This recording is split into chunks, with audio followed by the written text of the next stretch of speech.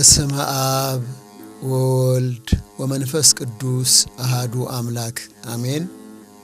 አድማጭ ተመልካቾቻችን ይህ ከኢትዮጵያ ኦርቶዶክስ ተዋሕዶ ቤተክርስቲያን ብዙኃን መገናኛ ተዘጋጅቶ የሚቀርብላችሁ ሳምንታዊው ዕቅበተ እምነት የተሰኘው መርሐ ግብራችን ነው።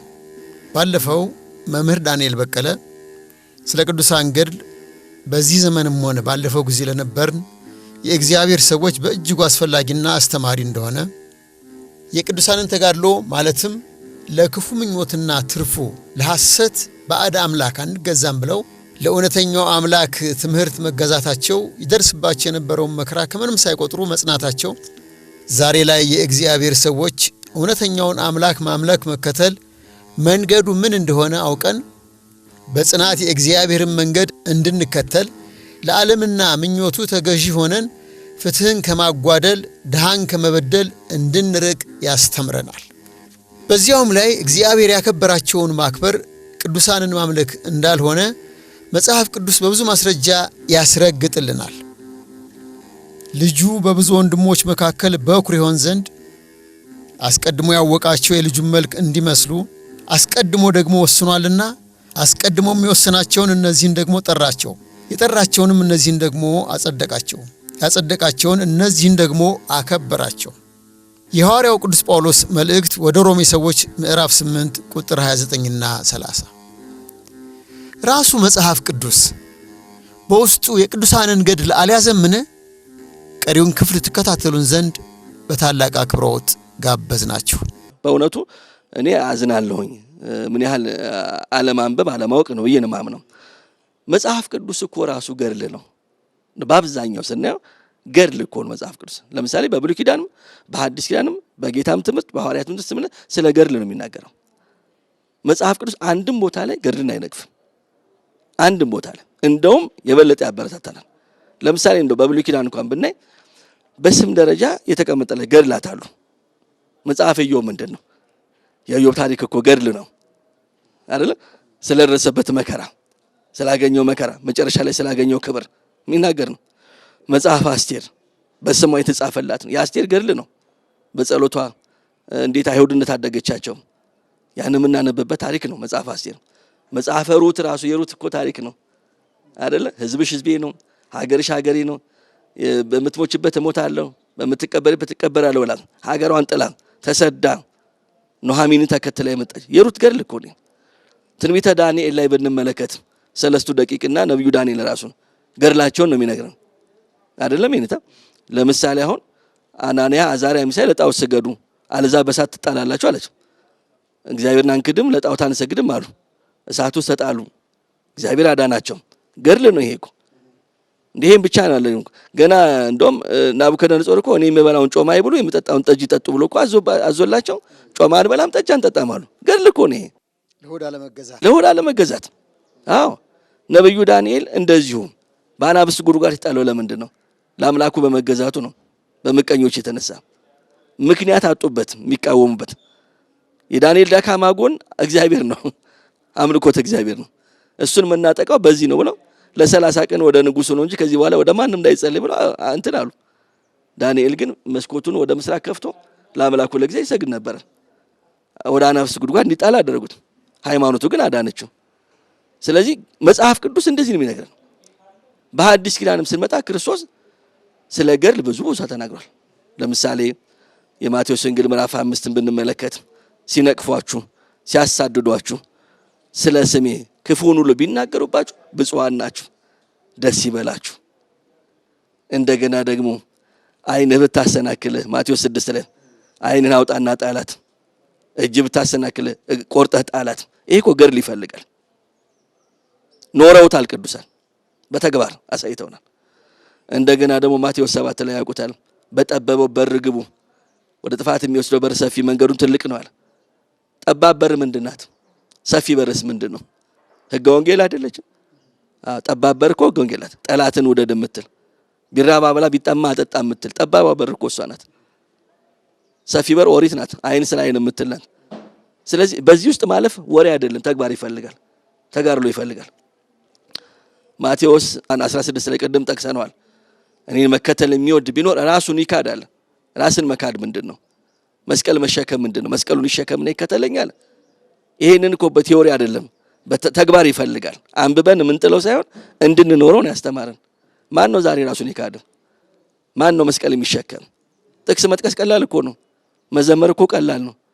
መጽሐፍ ቀላል ነው። በስም ክርስቲያን መሆን ቀላል ነው። ይሄን ማድረግ ግን ከባድ ነው። ቅዱሳን የሚለያቸው ጨክነው መስቀሉን ተሸክመዋል። በመከራ መሰሉት ክርስቶስን።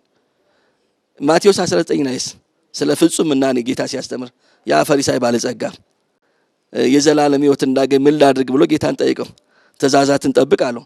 የትኞቹን አለ? 10ቱን ዘረዘረለት። ይሄንም አውቃለሁ አለ። እንግዲያውስ ፍጹም ልትሆን ከወደድክ ያለህን ሸጠህ ለውጠህ ለድሆች ስጣቸውና ተከተለኝ፣ በሰማይ መዝገብ ታገኛለህ አለው። ፍጹምነት በወሬ ይገኛል? አዩ ተግባር ይፈልጋል ማለት ነው። ቅዱሳን የምንላቸው እነዚህን እኮ ነው፣ ፍጹማን ናቸው። ስለዚህ ገድልን እንዲህ አድርጎ አስተምሯል። ወደ እነ ቅዱስ ጳውሎስም ደግሞ ስንመጣ ቅዱስ ጳውሎስ በአብዛኛው ስለ ገድል ነው ያስተማረው፣ መጋደልን ያስተማረው። ራሱ ግብረ ሐዋርያት ምንድን ነው? ገድለ ሐዋርያት አይደል? አዎ ገድለ ሐዋርያት እኮ ነው።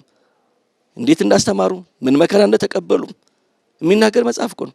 እንደውም በተለይ እዚህ የሐዋርያት ሥራ ምዕራፍ 14 ላይ ያስታውሳሉ። ቅዱስ ጳውሎስና ሲላስ ወንጌል አስተምረው ቢያሳምኑ በድንጋይ ቀጥቅጠው በዱላ ደብድበው እየጎተቱ የሞተ መስሏቸው፣ አዎ እና እየጎተቱ ጣሏቸው። የሞተ መሰላቸው። ብድግ አለ ቅዱስ ጳውሎስ፣ ወደ እግዚአብሔር መንግሥት በብዙ መከራ እንገባ ዘንድ ይገባናል ያላቸው። በብዙ መከራ አዩ። እንደገና ደግሞ ራሱ ጢሞቴዎስ ምን አለው? መልካሙን የእምነት ገድል ተጋደል ይለዋል። ተጋደል ነው የሚለው። አንደኛ ቆሮንቶስ ምዕራፍ 9 ላይ ታገኙ ዘንድ ሩጡ እያለ የሚናገርበት ክፍል አለ። መሮጥ አለ። የሚሮጥ በሽቅድድም ስፍራ የሚሮጥ ሁሉ እንዲሮጡ አንዱ ብቻ እንዲያሸንፍ አታውቁምን ይላል። ለምሳሌ ሩጫ የሚሮጥ ሁሉም አሸናፊ አይደለም። መንፈሳዊ ሕይወት እንደዚሁ ነው። የሚታገልም በነገር ሁሉ ሰውነቱን ይገዛል አለ። ግን አንዱ ነው ክብር የሚያገኘው። ይሄን አድርጎ አስተምሯል። እና ዕብራውያን 11 በተለይ ደግሞ ሙሉ በሚባል ደረጃ ገድልን የሚናገረው ሙሉ በሚባል ስለነ ጌዴዎን፣ ስለነ ባርቅ፣ ስለነ ንፍታሔ፣ ስለነ ሶምሶም እንዳልተረክላችሁ ጊዜ ያጥርብኛል። በእምነት መንግስታት እንደነሱ የእሳትን ኃይል አጠፉ፣ የአንበሶችን አፍ ዘጉ እያለ ገድላቸውን የሚናገረው። እንደው መጨረሻው ላይ ምን ያልመሰሉት የበግና የፍየል ሌጦ ለብሰው በየዋሻው በየፍርኩታው ተቀበዘበዙ፣ ዓለም አልተገባቸውምና። አሁን በምን ሞራላችን ነው ቅዱሳን የምንሳደበው? በእውነቱ እስቲ በመጽሐፍ ቅዱስ መስታወትነት ራሳችንን እስቲ አዩ። በጣም እኔ ይገርመኛል። ቅዱሳን እንዲህ በጭንቅ ነው የዳኑት፣ በጭንቅ ነው የጸደቁት። በወሬ አይደለም በተግባር ነው የኖሩት። ስለዚህ መጽሐፍ ቅዱስ እና ገድል አይጣላም፣ በፍጹም አይጣላምና መጽሐፍ ቅዱስና ገድል የተስማሙ ናቸው እንጂ የሚጣሉ አይደሉም ነው። ግሩም ነው መምህርዬ። ያው እንዳሉት ደግሞ ይሄንንም ቀንጭበው ወስደው ጦርነት እንዳያመጡ ያው የመዳን መንገድ ሁለት ሀዲዶች አሉት። ተደጋጋሚ መርሃ ግብር ተሰርቶባቸዋል። አንዱ የጸጋው ድነት ነው። ሰው ሊሰራው የማይችለው አምላካችን መድኃኒታችን ኢየሱስ ክርስቶስ ቀራንዮ ላይ ተሰቅሎ ስጋውን ቆርሶ ደሙን አፍስሶ ዓለሙን ያዳነበት በውሃ ተጠምቀን አይደለም። ምንድነው? ከክርስቶስ ጎን በፈሰሰው የተቀደሰ ማያገበው ነው።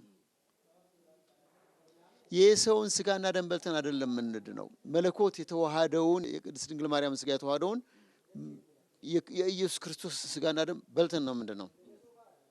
ይሄ የጸጋ ድነት ነው። ገቢራዊ ድህነትን እነሱ የሚቃወሙት ገድልንም የማይቀበሉበት ምክንያት ቅድም ተናገሩ። በብዙ መከራ ወደ እግዚአብሔር መንግስት እንገባ ዘንድ አለን ሲል በጸጋው ከዳነ እንዴት ነው በብዙ መከራ እንገባ ዘንድ አለን የሚለው?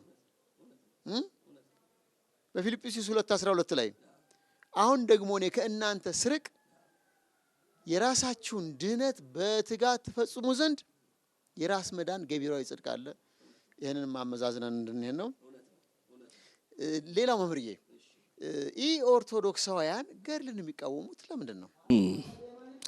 በጣም ጥሩ ጥያቄ ነው። ይሄ የብዙዎቻችን ጥያቄ ነው። ለምንድን ነው የሚቃወሙት ብለን ስንል አንደኛው ብዙ ጊዜ ሲናገሩ እንደምንሰማው ሲጽፉም እንደምናያቸው ምንድነው ከመጽሐፍ ቅዱስ ከ66ቱ መጽሐፍ ቅዱስ ውጪ ናቸው የሚል ነው መከራከሪያቸው። አዋልድ መጽሐፍት የሚባሉትም በሙሉ አይቀበሏቸውም። ለምን ሲባሉ ከመጽሐፍ ቅዱስ ውጪ ናቸው ነው። በእኛ አስተምሮ መጽሐፍ ቅዱስ ብቻ የሚል ትምህርት የለንም። እንደሚያውቁት መጽሐፍ ቅዱስ ብቻ የሚል አስተምሮ የላትም ቤተክርስቲያናችን። መለኪያው መሆን ያለበት ምንድን ነው? ቅዱስ ጳውሎስ የተናገረው ነው እዚህ ጢሞቴዎስ ምዕራፍ 3 ላይ የእግዚአብሔር መንፈስ ያለበት መጽሐፍ ሁሉ ለትምህርት፣ ለተግሳጽ፣ ልብንም ለማቅናት በጽድቅም ላለው ምክር ደግሞ ይጠቅማል ያለው። ሶ መለኪያው የእግዚአብሔር መንፈስ አለበት የለበትም ወይ ነው። ያ መጽሐፍ ምንድን ነው የሚያስተምረን? አምልኮተ ጣዖትን ወይስ አምልኮተ እግዚአብሔርን? ቅድስናን ወይስ እርኩሰትን? ሃይማኖትን ወይስ ክደትን? እኔ እኮ የሚገርመው ብዙዎቹ አያውቋቸው መጽሐፍቶቹን የሚተቿቸው እኮ አያውቋቸውም፣ አላነበቧቸውም። በሩቁ ነው የሚተቿቸው። አንብበዋል ወይ? ይዘቱን አይተዋል ወይ? ከመጽሐፍ ቅዱስ ጋር በየትኛው መልኩ ነው የሚጣላው ሲባል የለም። እውነት ለመናገር ከሆነ እነሱስ ቢሆኑ ከመጽሐፍ ቅዱስ ውጪ የሚሉ ሰዎች እውነት ከመጽሐፍ ቅዱስ ውጪ አይቀበሉም? እውነት አይቀበሉም? እስቲ እንፈትሽ። ለምሳሌ መጽሔት አያሳትሙ፣ መምህሮቻቸው መጽሐፍት አያሳትሙ። የነሱ ምንድን ነው? አይ መምህር ስለምን አስፈለገ? ሲጀመር መጽሐፍ ቅዱስ ብቻ ከሆነ ሰባኪ ለምን አስፈለገ? ሰባኪው ቆሞ ምንድን ነው የሚያደርገው? እያብራራ አይደለም? ለማንበብማ ከሆነ እኮ ሁሉም መጽሐፍ ቅዱስ አለው። እቤቱ አያነብም እንዴ? ገድላት እኮ ማብራሪያዎች ናቸው። ደረቁን ትምህርት የሚያፍታቱልን ናቸው። አይቻለም ብለን እንዳናስብ እንደሚቻል። ለምሳሌ አሁን ቅድም ያነሳነው አለ አይን ብታሰናክልም አይን አውጣና ጣላት አለ ማቴዎስ 6 ላይ። ይሄማ ሊሆን አይችልም እንዳንል ቅዱሳን በተግባር አሳይተውታል። እንደነ ስምዖን አይነቶቹ ማለት ነው። እጅ ብታሰናክል እጅን ቆርጠህ ጣላት ብለን በተግባር ፈጽመውታል። የሰናፍጭ ቅንጣት የምታክል እምነት ቢኖራችሁ የሚለው አለ አይደል? ይህን ሾላ ከዚህ ተነስተህ ወደዛ ሂድ ተራራውንም ሂድ ብትሉ የሚለው ማቴዎስ 17 ነው። ፈጽመውታል። ስለዚህ ከመጽሐፍ ቅዱስ ውጭ አልቀበልም ካለ አንድ ሰው ውሸታም ነው የሚሆነው። የሚጣላው ከራሱ ጋር ነው። የመጀመሪያ የሚጣላው ከራሱ ጋር ነው። እንደዛ ከሆነ ለምን ትሰብካለህ? ለምን አንብበን አንሄድ? በቃ ጀስት አንብቦ ለምን አይሄድም? ማብራሪያው ምንድነው ታዲያ? ምሳሌው ምንድነው ታዲያ? ሁሉም ያስተምሩት አሁን ከመጽሐፍ ቅዱስ ነው እንዴ? የሚሰጧቸው ምሳሌዎች በሙሉ መጽሐፍ ቅዱሳዊ ናቸው። ይሄ በጣም ያሳፍር ነው። ስለዚህ ራሳቸው የሚጣሉት ከራሳቸው ጋር። ሐዋርያት ራሳቸው ኢቭን ሲያስተምሩ ከመጽሐፍ ቅዱስ ውጭ አላሉ። እንደውም ቅዱስ ጳውሎስ ከብሉይ ኪዳን ጀምሮ ብንመለከት በ66 ላይ የማናገኛቸው ብዙ ታሪኮች አሉ አይደል እንዴ? ብዙ ታሪኮች አሉ። ለምሳሌ ቃየል ሚስት ከየት መጣች የሚለው በተለምዶ ሁሉ ጊዜ የሚነገር ነው። ቃየል ሚስቱን አወቃት ጸነሰችም ይላል። ማናት እሷ? የእግዚአብሔር አቤል መስዋዕት ለምን ተቀበለ? የቃየል መስዋዕት ለምን አቀበት? አልተጻፈም። የሙሴ ሚስት ታሪክ እንደዚህ አለ እና ብዙ ታሪኮችን ማንሳት ይቻላል። ስለዚህ አንደኛው ችግራቸው ብዬ የማምነው ከመጽሐፍ ቅዱስ ውጪ ናቸው የሚል የማይመስል ክርክር ስለሚያነሱ ከ66 ውጪ አልቀበልም የሚሉት አቋም ስላላቸው ነው የማይቀበሏቸው እና ይሄ ትክክል አይደለም። ሁለተኛው ከእምነት ማነስ የተነሳ ነው። የገድል መጽሐፍትን በአብዛኛው እንዳይቀበሉ የሚቸግራቸው የእምነት ድካም ነው። እንዴት ሊሆን ይችላል? ይሄ እንዴት ሊፈጸም ይችላል የሚል አለ አይደል? ጥርጥር፣ ሃይማኖቱ ጎዶሎ መሆን። ለምሳሌ አሁን አቡነ ገብረ መንፈስ ቅዱስ 100 ዓመት በራሳቸው ተዘግዝቀው ጸልየው ሲባል እንዲህ አንድ ሰው እንዴት ሊያደርግ ይችላል? አዩ አንድ ሰው እንዴት ሊያደርግ ይችላል? ቅድስት ክርስቶስ ሰምራ ባህር ላይ ቆማ ስትጸልይ ሰውነቷን አሳ ይመላለስበት ነበር ይላል። ይሄ እንዴት ሊሆን ይችላል? ብፁዕ አባታችን አቡነ ተክለ ሃይማኖት በአንድ እግራቸው 7 ዓመት ቆመው ጸልዩ እንዴት ሊሆን ይችላል? ይሄ ምንድነው? ጥርጥር ነው። አዩ ጥርጥር ነው። በዚህ መለኪያ ማከሄድን እንዴት ሊሆን ይችላል ካል መጽሐፍ ቅዱስም አንቀበልም። በፍጹም ልንቀበለው አንችልም በዚህ መለኪያ ከሄድን። ቢኮዝ ለምሳሌ በየትኛው ፍልስፍና ነው በትር ውሃ የሚከፍለው ባህር የሚከፍለው? ውሃ ቢመቱት እንቦጭ ነው የሚለው። ያቺ ጭራሮ የሙሴ በትር እንዴት ባህር ከፈለች? ይሄን ማን ነው ሳይንሳዊ በሆነ መንገድ ሊያስረዳን የሚችለው? አዩ እንዴት ነው ከአለት ላይ ውሃ የሚፈልቀው? በበትር ተመቶ ማለት ነው። እንዴት ከአለት ላይ ውሃ ይፈልቃል? እንዴት ነው ኢያሱ ፀሐይን በገባውን ያቆመው? ማን ይሄን ማድረግ የሚቻለው? አዩ ማን ይሄን ማድረግ የሚቻለው? ማንም አይችልም። ስለዚህ መጽሐፍ ቅዱስን በዚህ መነጽር ካየ ነው ዘግቶ ቁጭ ማድረግ ነው። ኤግዛክትሊ የእምነት ጉድለት ነው ያለው። በሐዲስ ኪዳንም እንምጣ ሐዋርያት ያደረጓቸውን ተአምራቶችን በሙሉ ብንመለከት በምን መስፈርትን የምንቀበላቸው? ከመቼ ወዲህ ነው እስቲ የሰው ጠላሙት የሚያስነሳው ድውይ የሚፈውሰው? ቅዱስ ጳውሎስ በጨርቁ አይደል ሲፈውስ የነበረው? ምዕመናን ጨርቁን እየቆረጡ የሐዋርያት ሥራ ምዕራፍ 19 ላይ ልብሱን እየቀደዱ ሄደው እስቲ የሐኪም ጋዋን ከመቼ ወዲህ ነው የሚያድነው? አዩ ስለዚህ እምነተ ጎዶሎ ነው ሲሆኑ ነው የሚያነሷቸው እንደ ጥያቄዎችን። በእምነት ፍጹም የሆነ ሰው ግን አይጠራጠርም። ትላንት የሰራ እግዚአብሔር ዛሬም ይሰራል። ትላንት የነበረ እግዚአብሔር ዛሬም አለ። የሚሰራበት እስከ ተገኘ ድረስ ይሰራል እግዚአብሔር። ስለዚህ እኛ እንጠራጠራቸው። ያደርጋል እግዚአብሔር ይችላል። ደግሞ ለተአምራት እምነት ነው እንጂ ማስረጃ ያስፈልገው ማመን ነው። በቃ ተአምርም አምነን የምንቀበለው እንጂ ፕሩፍ የምናደርገው አይደለም። ተአምር ነው አይደል እንዴ? ተአምርም በጥቅስ አይደለም እኮ የምንደግፈው በእምነት ነው የምንቀበለው። አንዱ ችግር ይሄ ነው። ሌላው ደግሞ የገድል መጽሐፍትን እንዳይቀበሉ እንቅፋት የሚሆንባቸው የሚያነሷቸው ሐሳቦች ምንድነው ብለን ሶስተኛው ስናነሳ በስጋዊ አይን ማየታቸው ነው። ሁሉ ነገር በራሳቸው ልክ ማሰብ ነው። እነሱ የሚችሉት ሁሉ ይቻላል፣ እነሱ ካልቻሉ አይቻልም። በቃ ለምሳሌ መጾም የማይችል ሰው ሌላ ሁሉ ጾም አይችልም። እሱ መጸለይ ካልቻለ ሌላ ሁሉ አይችልም። እሱ መጋደል ካልቻለ ሌላው አይጋደልም። መቃለቀ ሁሉም በራሱ ልክ ማየት፣ በራሱ ልክ መስፋት። ለስጋዊ ሰው አለ አንደኛ ቆሮንቶስ ምዕራፍ 2 ላይ ቅዱስ ጳውሎስ ለፍጥረታዊ ሰው የእግዚአብሔር መንፈስ ነገር ሞኝነት ነውና ሊቀበለው አይችልም። መንፈሳዊ ሰው ሁሉን ይመረምራል፣ እርሱ ግን በማንም አይመረመርም ነው። ስለዚህ በራሳቸው ልክ የማየት የመስፋት አንዱ ክፍተት አለ። ስለዚህ በእነዚህና በመሳሰሉት ምክንያቶች የገድል መጽሐፍትን አዋላድ መጽሐፍትን አንቀበልም ይላሉ። አክቹአሊ የኛ እውነት የሚረጋገጠው በእነሱ መቀበል አለመቀበል ላይ አይደለም። አንድ መታወቅ ያለበት ነገር ተቃዋሚዎቻችን ስላመኑ እኛ ትክክል እንሆናለን፣ ስላላመኑ እኛ ተሳስተናል ማለት አይደለም። እውነት በዛ አይደለም የሚለካው። እንደዛ ብለን ካሰብን የክርስቶስን ትምህርት ብዙዎች አልተቀበሉትም። አይሁድ አልተቀበሉትም ማለት ክርስቶስ ተሳስቷል ማለት ነው እንዴ? የነሱ ችግር ነው እንጂ የጌታ ችግር አይደለም። ስለዚህ ቤተክርስቲያን ገድላትን የምትጽፈው የምታነበው በዚህ ደረጃ ነው። እነሱ በሚሉ ልክ አይደለም እና አንቀበልም ቢሉ ይጎልባቸዋል ያ እንጂ ምን ይሆናል ብለውና ይሄ ነው አንዱ የማይቀበሉበት ምክንያት። መልካም መምህር፣ ያው አቡነ አረጋዊ ወደ ደብረ ዳሞ በዘንዶ ተጭነው ወጡ ስንል ይሳለቃሉ። ሶምሶን 300 ቀበሮዎችን ይዞ ሁለት እያደረገ ችቦ አስሮ የፍልስጤማውያንን እህል አቃጠለ፣ ዘለው አሜን ይላሉ። በዘንዶ ተጭኖ መውጣት ወደ ተራራ ነው የሚቀለው ወይስ 300 ቀበሮዎችን ይዞ አጥምዶ? እንደ ስጋ አይነት ሲታይ እኮ ነው። ፕሪጁዲስ የሚል አንድ የእንግሊዝኛ ቃል አለ። ወገናዊ ጭፍንነት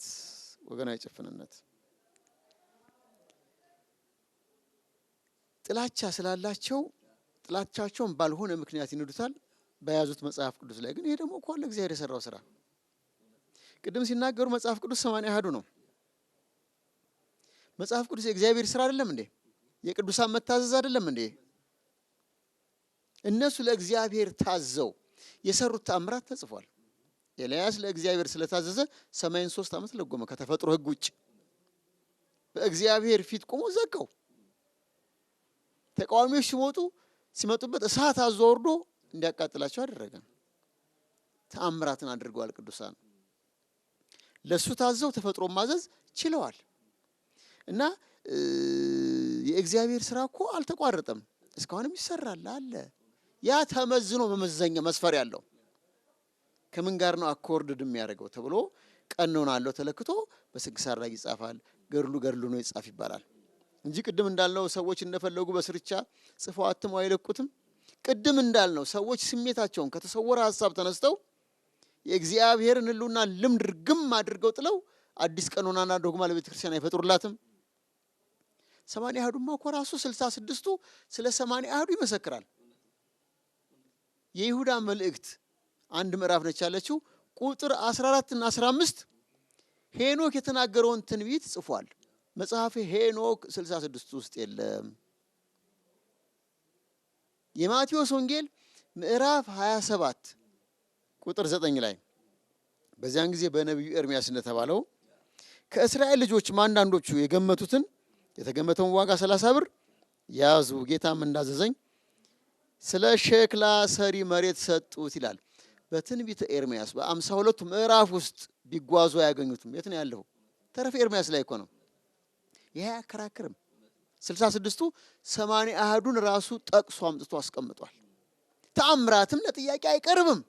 መመዘን ነው እግዚአብሔር ቃል እና ስለዚህ ገድላት ላይ እየተደረገ ያለው የስተት አሰራር አንዱ አውቀው ሆን ብሎ በተሰወረ ዓላማ ነው። ሌሎች ደግሞ ባለማወቅ እንዲሁ አይናቸውን ጨፍነው የሚዘሩት ነው። መልካም መምህር፣ በቅድስት ቤተ ክርስቲያን ገድልን ለምን እናነባለን? በጣም ጥሩ። ገድላት የሚነበቡበት ምክንያት አንደኛ በምግባር በሃይማኖት ቅዱሳንን እንድንመስላቸው ነው። በምግባርም በሃይማኖትም ክርስትና ምን ማለት እንደሆነ በተግባር ያሳዩ እነሱ ናቸው። ስለዚህ በምግባር በሃይማኖት እንድንመስላቸው ቅዱስ ጳውሎስ የእግዚአብሔርን ቃል የነገሯችሁን ዋኖቻችሁን አስቡ ካለ በኋላ በሃይማኖት ምን አድርጓቸው? ምሰሏቸው። አሁን ታዲያ የቅዱሳንን አስቧቸው አለ። ገድላቸው ካልተጻፈልን የት ነው የምናውቃቸው? እንዴት ስንመስላቸዋለን? አዎ ታሪካቸው ሲነገር ነው፣ ስናነበው ነው። ካልተጻፈልን ጴጥሮስ ማን ነው ካልተጻፈልን? ጳውሎስ ማን ነው ካልተጻፈልን? ለማወቅ እኮ መጻፍ አለበት። ካልተጻፈ ያልተጻፈ አይነበብም፣ ያልተነበበ አይተረጎምም። ስለዚህ በምግባር በሃይማኖት እነሱን ለመምሰል ማንበብ አለብን። አንደኛው ምክንያት ይሄ ነው። ቅዱስ ጳውሎስ እኔ ክርስቶስ እንደምመስል እናንተ እኔን ምሰሉ አለ። እዚህ አንደኛ ቆሮንቶስ ምዕራፍ 11 ላይ አይደለ? እኔን ምሰሉ አለ። በምን መሰለው? ካልተጻፈ አናውቅም። አዎ ሲጻፍ ገድሉ ሲጻፍልን ነው።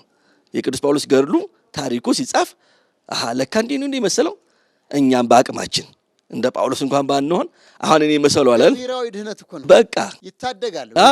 ሂደት ነው፣ ፕሮሰስ ነው። ስለዚህ አንደኛው እንድንመስላቸው ነው። ግዴታችን ነው። ምንድነው? ክርስትና ቅብብሎሽ ነው። ክርስትና በእኛ አይደለም የተጀመረው፣ እኛ ተረካቢዎች ነን። የሚመጣው ትውልድ ደግሞ ከኛ ነው የሚረከበው።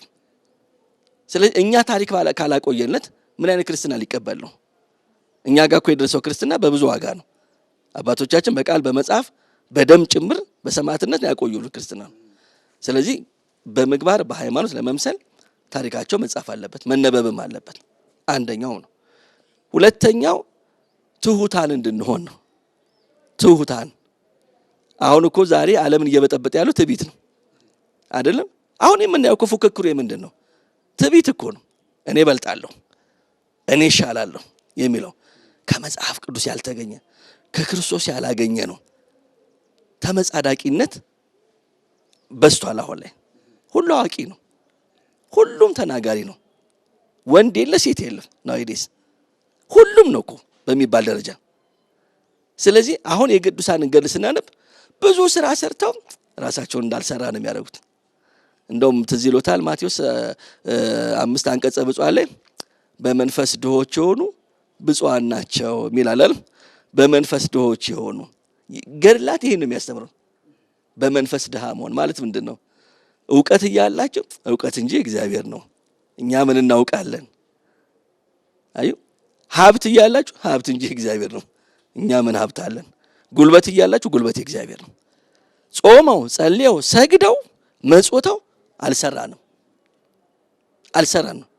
ይሄ በጣም የሚገርም ነው። ማቴዎስ 25 ላይም በጎቹን በቀኝ ፍየሎቹን በግራ አቆሙ በሚጠይቅበት ጊዜ ጻድቃን ምንድን ነው የሚላቸው? እናንተ አባቴ ብሩካን ተርቤ አበላችሁኝ፣ ተጠምቼ አጠጣችሁኝ ምን የሚለው አለ። አሁን ምን ይላሉ እነሱ? ጻድቃን መልሰው መቼ አብልተን። በቁርጥ ቀንም እኮ ነው ሰርተዋል እኮ ትህትናቸው ግን እዛም ድረስ ይቀጥላል። መቼ አብልተን፣ መቼ አጠጥተን፣ መቼ ጠይቀን፣ መቼ ጎብኝተን ሰርተው እንዳልሰሩ ይሆናሉ። አይተትና ቢገርም እኮ ነው። እኛ እኮ ሳንሰራም ነው የምንታበየው። ወይ አንጸልይ ወይ አንጾም፣ እንዲሁ ስንመጻደቅ በእውቀት ስንታበይ በስልጣን ስንታበይ ነው የምንኖረው። ስለዚህ ትሑታ እንድንሆን በጣም ወሳኝ ነው የቅዱሳን ገድል። በግራ ያሉትስ መቼን ያላበላንህ? ንግግራቸው ራሱ ትዕቢት እኮ ነው። መቼ አላበላንህም፣ መቼን ያላጠጣንህ፣ መቼ አላለበስንህም። ንግግራቸው ራሱ ያልታረመ ነው፣ ትሕትና የጎደለው ነው። አሁን የምናያቸው ቅዱሳን የሚሳደቡ ሁሉ ትዕቢት እኮ ነው የሚያሳድባቸው። ትዕቢት እኮ ሌላ እኮ አለ። በድፍረትና በትዕቢት አፋቸውን የሚከፍቱት እኮ ቅዱሳን ላይ ትዕቢት ነው እኮ የሚያናገራቸው። ስለዚህ ቅዱሳንን የገድላቸውን ስናነብ ምን ሰራሁን ይላሉ። ራሴን አይበታለሁ። ቅዱሳን ይህን ያህል ተጋድለውን አሁን በዚህ መጻደቃሉ የለሁም ጭራሽ ቦታው ላይ እንድል ነው የሚያደርገን። እንኳን ልመካ ይቀር ነው። ስለዚህ ትሑታን እንድንሆን ገድለ ቅዱሳን አስፈላጊ ነው፣ በጣም አስፈላጊ። በተለይ በዚህ ዘመን በተለይ ሳንሰራ ለምንመጻደቅ ሰዎች በጣም ወሳኝ ነው። ሌላው ደግሞ በረከታቸው እንድንቀበል ነው። ቅዱሳን አንዱ የበረከት መተላለፊያ መንገዶች ናቸው። አዎ ስማቸውን ጠርተን በስማቸው ጸልየን በስማቸው ተማጽነን በረከት እናገኛለን። ክብር ይግባውና ጌታ ምንድነው ያለው? ነብይን በነብይ ስም የሚቀበል ጻድቅን በጻድቅ ስም የሚቀበል የጻድቁን ዋጋ ያገኛል ብዬ አያጣም ብዬ እንዳያጣ ነግራችኋለሁ። ምን ማለት ነው ይሄ? እስቲ በእውነት እስቲችን ነው እንደንፈትሻት መምርዬ። ለምሳሌ ነብይን በነብይ ስም መቀበል ምንድነው? ጻድቅን በጻድቅ ስም መቀበል ምንድነው? ቃሉ ተጽፏል፣ ግን እንዴት ነው አንደርስታንድ የምናደርገው? አዩ እንዴት ይረዱታል ሌሎቹ? በጻድቁ ስም ቀዝቃዛ ውሃ ያጠጣ አለ። በእኔ ስም አይደለም ያለው፣ በጻድቁ ስም ነው ያለው። እስቲ የትኛውን ነው የሚያጠጡትን? በማን ስም ያጠጣሉ? በማን ስም ነው የሚዘክሩት? በጣም እኮ የሚገርም ፕራክቲካል የለም እኮ ወንጌሉ አለ ያልፉታል። ይሄን ቤተክርስቲያን ግን በቅዱሳን ስም ገድላቸውን እያነበች ታሪካቸውን እየነገረች በረከታቸውን ትቀበላለች። ማቴዎስ 10:42 ላይ። ስለዚህ በረከታቸውን እንድንቀበል እናነባዋለን። ስለነዚህ ሶስት ምክንያቶች በዋናነት በቤተክርስቲያናችን ገድላት ይነበባሉ። እንዳልኩት አንደኛው ለምንድን ነው አለን? አዎ በኑሮ በምግባር በሃይማኖት እንድንመስላቸው።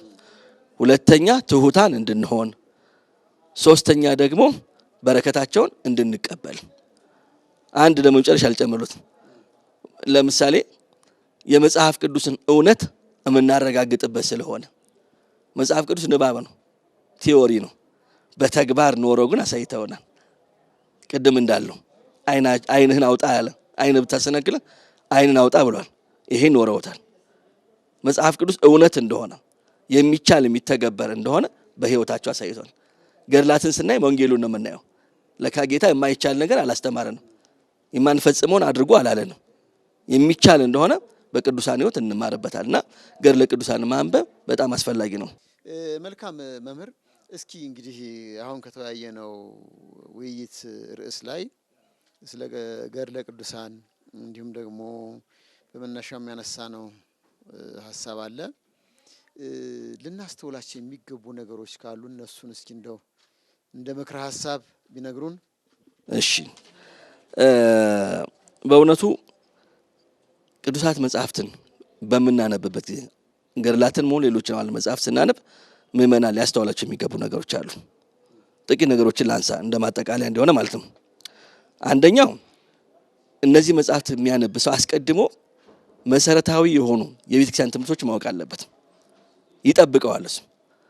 ምንም ትምህርት የሌለው ሰው አሁን እኮ የምናያቸው ጭቅጭቆች ሁሉ ትምህርት ማጣት ነው፣ እንደማያውቁ ማሳያ ነው።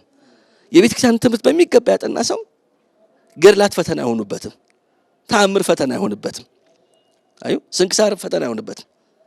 የብዙዎቹ ችግር ዶግማን አያውቋት፣ ቤተክርስቲያን አያውቋትም፣ ገብተው የወጡ ያለፉባት ናቸው። ስለዚህ አንደኛው ምእመናን ማድረግ ያለባቸው ስርዓተ ቤተክርስቲያንን ዶግማዋን ትምህርቷን በሙሉ ማወቅ አለባቸው። አንድ ሁለተኛ የእግዚአብሔርን ሁሉን ቻይነት የሚሳነው ነገር እንደሌለ ሳይጠራጠሩ ማመን አለባቸው። ይችላል እግዚአብሔር የሚለውን። ሶስተኛ ለቅዱሳን የሰጣቸውን ክብርና ስልጣን እግዚአብሔር እስከምን ድረስ ነው ስልጣን የሰጣቸው? አማልክት ዘበጸጋ እስከ ማለት እኮ ነው የደረሱት። ታምር ሙት ማንሳት ምን ቁም ነገር አለው? አጋንንትን ማውጣት ምን ቁም ነገር አለው? አዩ እስከዚህ ድረስ ስልጣን ሰጥቷቸዋል። ይሄን ማወቅ ያስፈልጋል። አዎ እግዚአብሔር በአማልክት ማህበር ቆመም ይላል መዝሙር 88 ላይ የእግዚአብሔርን ቃል የመጣላቸውን አማልክት ካላቸው ይላል ዮሐንስ 10 ላይ። ስለዚህ ከዚህ የበለጠ ጸጋ ምን አለ? ይሄን ማወቅ ያስፈልጋል። አራተኛው ደግሞ ከስጋዊ ፍልስፍና መራቅ አለባቸው። ገድላትን የሚያነቡ ኢቭን ኢፍ መጽሐፍ ቅዱስን የሚያነብ ሰው ራሱ ከስጋዊ ፍልስፍና መውጣት አለበት። ለምን? የተጻፈው በመንፈስ ቅዱስ ነው፣ የምናነበው በመንፈስ ቅዱስ ነው መሆን ያለበት እና ከስጋዊ እይታ መውጣት አለበት።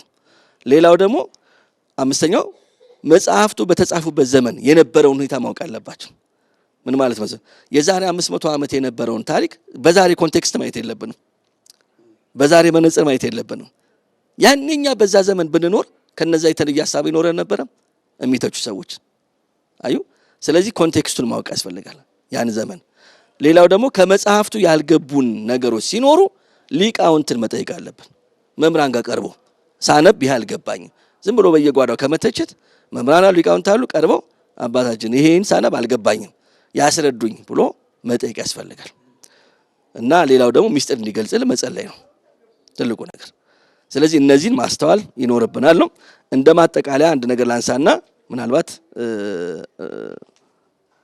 ልጠቅል ሐሳቤን። እንደማጠቃለያ የመጀመሪያው ከኢአማንያን ጋራ በገድላት ዙሪያ ተነጋግረን አንግባባም። ለምን ደግሞ አንግባባው መሰሉት? መጀመሪያ በመጽሐፍ ቅዱስ አልተግባባን። በመጽሐፍ ቅዱስ አንግባባ በገድል ልንግባባ አንችልም።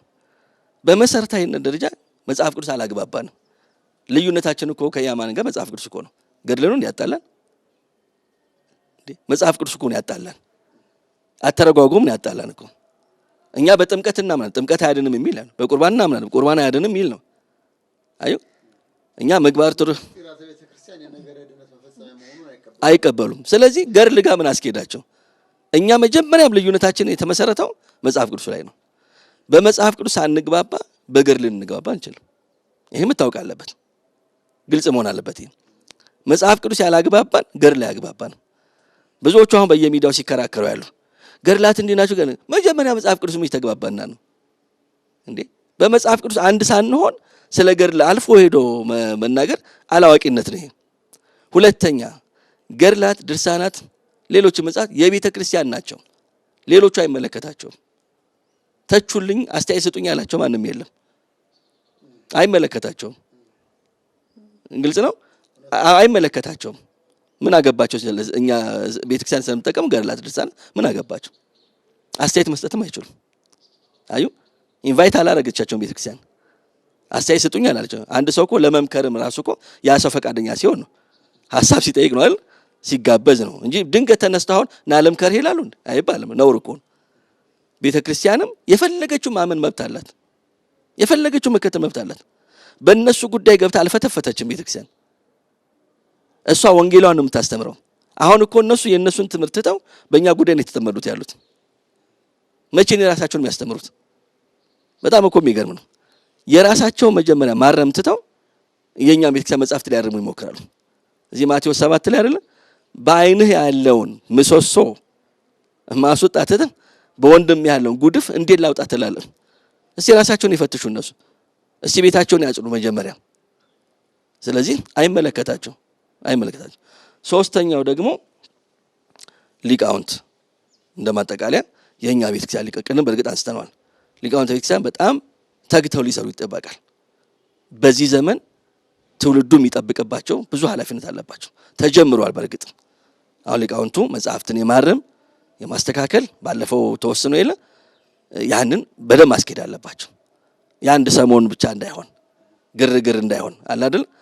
በደንብ በቃ ብዙ የሚታረሙ መጽሐፍት አሉ እኮ ቤተክርስቲያን በስርዓት ይገቡ በተለያየ አጋጣሚ እነዛን መለየት መቻል አለባቸው። የቤተክርስቲያን የሆነውን ካልሆነው መለየት አለባቸው። ሊቃውንቱ ትልቁ ስራቸው ይሄ ነው። ትልቁ ስራቸው ምዕመናን የሚጠብቁት ይሄን ነው።